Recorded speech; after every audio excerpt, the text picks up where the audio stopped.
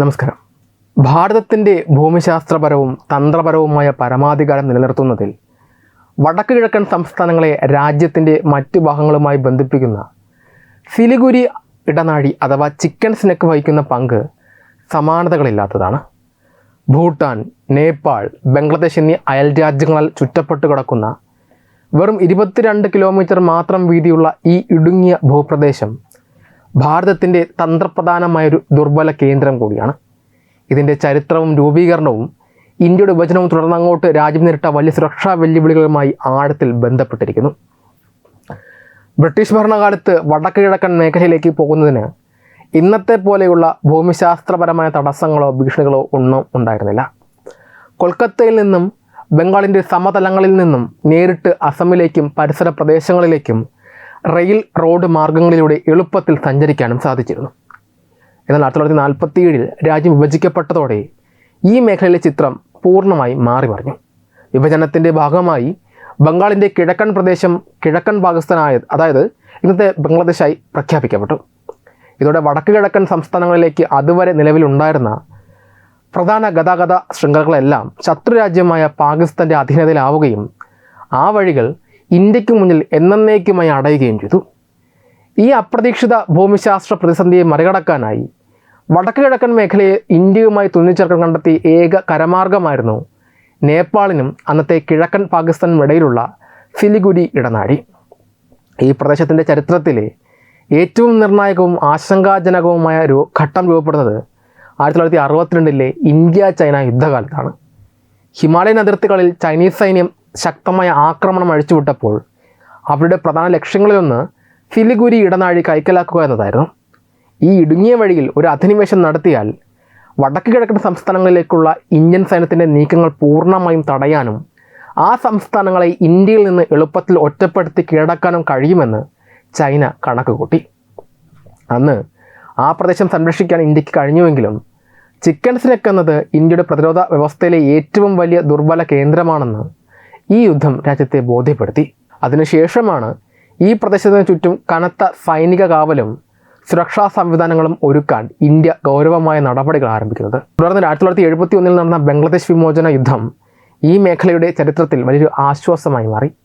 ഇന്ത്യയുടെ സൈനിക സഹായത്തോടെ കിഴക്കൻ പാകിസ്ഥാൻ എന്ന രാജ്യം ഇല്ലാതാവുകയും പിന്നീട് ബംഗ്ലാദേശ് നിലവിൽ വരികയും ചെയ്തു. ഇത് ചിക്കൻസ് നെക്കിന് മേലുണ്ടായിരുന്ന പാകിസ്ഥാൻ്റെ നേരിട്ടുള്ള ഭീഷണി ഒഴിവാക്കി. ഇതിന് പിന്നാലെ 1975 സിക്കിം രാജ്യം ജനഹിത പരിശോധനയിലൂടെ ഔദ്യോഗികമായി ഇന്ത്യയുടെ ഭാഗമായി മാറിയത് ഈ ഇടനാഴിയുടെ സുരക്ഷയ്ക്ക് മറ്റൊരു വലിയ കരുത്തായി മാറി. സിക്കിം ഇന്ത്യയോട് ചേർന്നതോടെ ചൈനയുടെ അതിർത്തിയായ തന്ത്രപ്രധാനമായ ചുംബി താഴ്വരയ്ക്കും സിലിഗുരി ഇടനാഴിക്കുമിടയിൽ ശക്തമായ ഒരു സൈനിക പ്രതിരോധ നിരയും നിരീക്ഷണ സംവിധാനവും കെട്ടിപ്പടുക്കാൻ ഇന്ത്യൻ പ്രതിരോധ മന്ത്രാലയത്തിന് സാധിച്ചു.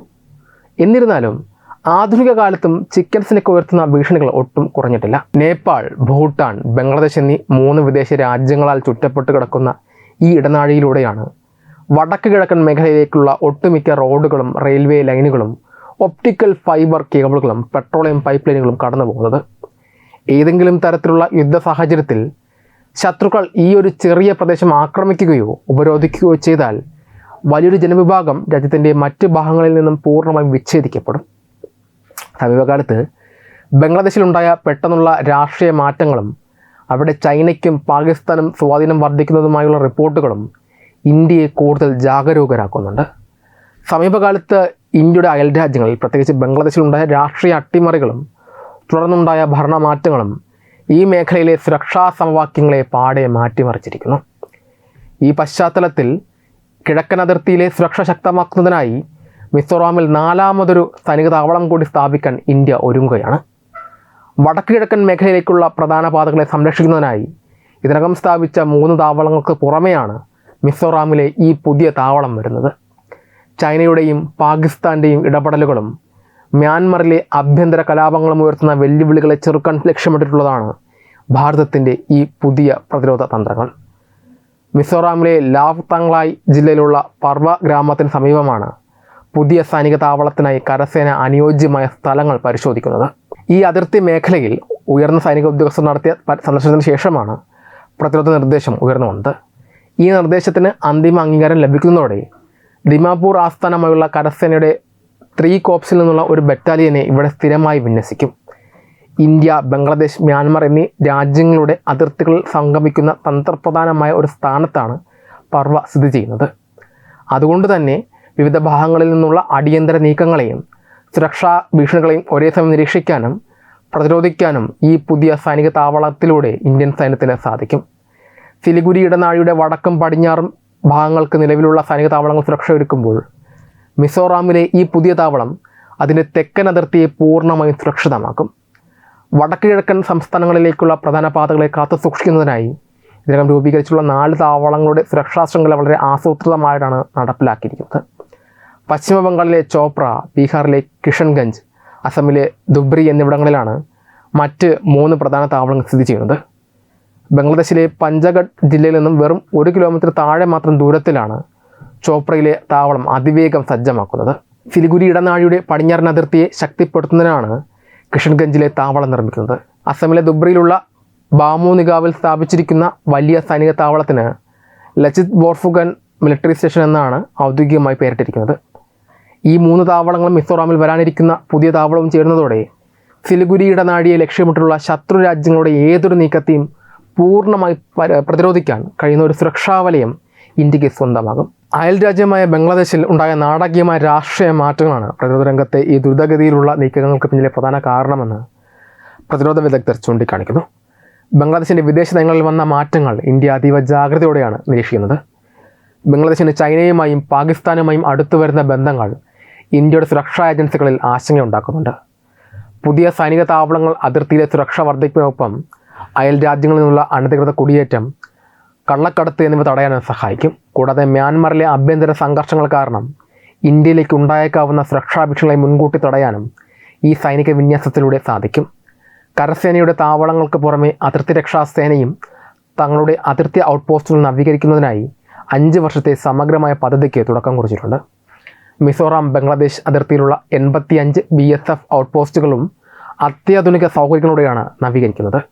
സ്ഫോടനങ്ങളെ പ്രതിരോധിക്കാൻ ശേഷിയുള്ള അഭയകേന്ദ്രങ്ങൾ, ഭൂഗർഭ ആയുധപ്പുരകൾ, ഡ്രോൺ വിക്ഷേപണ സംവിധാനങ്ങൾ, കൗണ്ടർ ഡ്രോൺ നിരീക്ഷണ സംവിധാനങ്ങൾ എന്നിവയെല്ലാം ഇതിൻ്റെ ഭാഗമായി അതിർത്തിയിൽ സ്ഥാപിക്കും.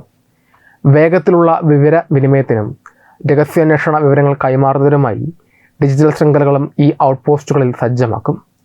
ബംഗ്ലാദേശുമായുള്ള ഇന്ത്യയുടെ നയതന്ത്ര ബന്ധങ്ങൾ സമാധാനപരമായി തുടരുമ്പോഴും അതിർത്തിയിലെ സൈനിക താവളങ്ങളുടെ വിപുലീകരണവും അടിസ്ഥാന സൗകര്യ വികസനവും ഭാവിയിലെ ദീർഘകാല സുരക്ഷാ വെല്ലുവിളികളെ നേടാൻ ദില്ലി സജ്ജമാണ് എന്നതിൻ്റെ വ്യക്തമായ സൂചനയാണ് നൽകുന്നത്. കിഴക്കൻ അതിർത്തിയിലൂടെ സംരക്ഷണത്തിനും സിലിഗുരി ഇടനാഴിയുടെ സുരക്ഷിതത്വത്തിനും രാജ്യം നൽകുന്ന അതീവ പ്രാധാന്യമാണ് ഈ തന്ത്രപ്രധാന നീക്കങ്ങളിലൂടെ പ്രകടമാകുന്നത്. മാറിവരുന്ന ആഗോള രാഷ്ട്രീയ സാഹചര്യങ്ങളിൽ രാജ്യത്തിൻ്റെ പരമാധികാരത്തിന്മേൽ ഒരു വിട്ടുവീഴ്ചയ്ക്കും ഇന്ത്യ തയ്യാറല്ല എന്ന് വ്യക്തമാക്കുന്നതാണ് ഈ സുരക്ഷാ മുൻകരുതലുകൾ. ഈ വാർത്തയെക്കുറിച്ചുള്ള അഭിപ്രായങ്ങൾ കമൻറ്റുകളായി രേഖപ്പെടുത്തൂ. വീഡിയോ ഇഷ്ടമായി ലൈക്ക് ചെയ്യൂ, ഷെയർ ചെയ്യൂ. കൂടുതൽ വാർത്തകൾക്കായി നമ്മുടെ ചാനൽ സബ്സ്ക്രൈബ് ചെയ്യൂ. വെബ് ഡെസ്ക് തത്വമൈ ന്യൂസ്.